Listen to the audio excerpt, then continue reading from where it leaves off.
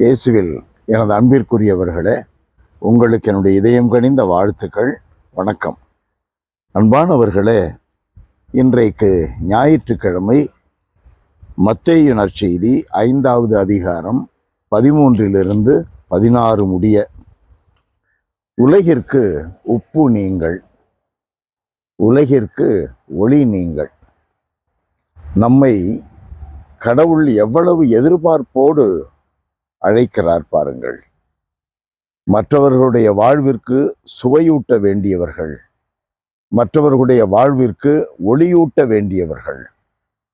இருள் அடர்ந்த இதயத்தோடு பலர் இன்றைக்கு வாழுகிறார்கள். அது கிறிஸ்தவரை இயேசுவை அறியாதவராக கூட இருக்கலாம்.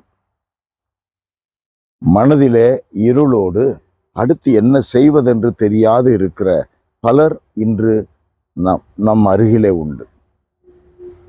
நம்மிலேயே இயேசுவை நம்புகின்றவர்களிலேயே பலரும் இருள் நிறைந்த மனதோடு இன்றைக்கு தவிப்பில் இருக்கிறார்கள். அவர்களுக்கெல்லாம் ஒளியூட்டத்தான் ஆண்டவர் இயேசு நம்மை அழைத்திருக்கிறார். புற இனத்தாருக்கு ஒளியாக உன்னை ஏற்படுத்தினேன் இயேசு சொல்கிறார்.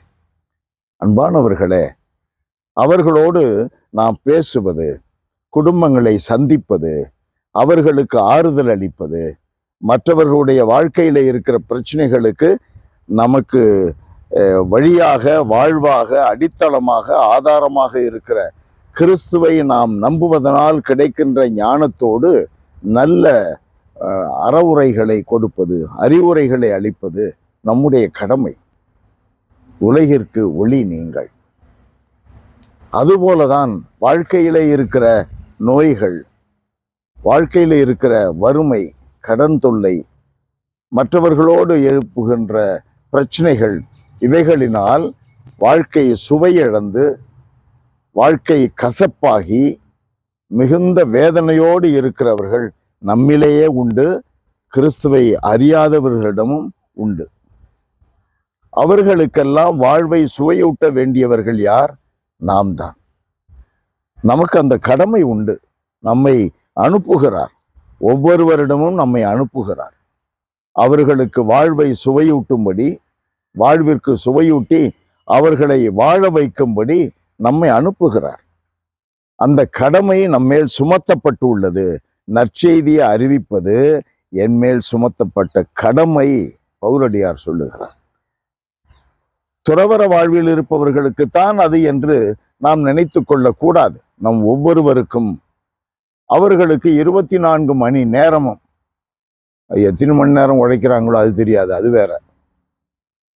நம் ஒவ்வொருவருக்கும் அந்த கடமை உண்டு.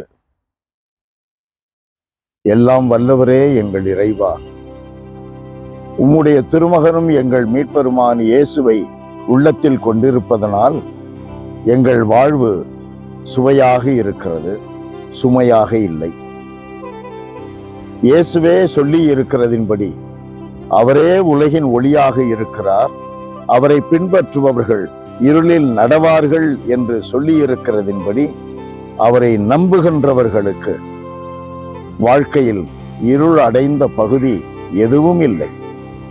எல்லா வாசல்களும் நல்ல அறச்செயல்கள் நிறைந்த வாசல்கள், நன்மைகள் நிறைந்த வாசல்கள், எதிர்காலம் ஒளிமயமாக இருக்கிற வாசல்கள் திறந்தே உள்ளது.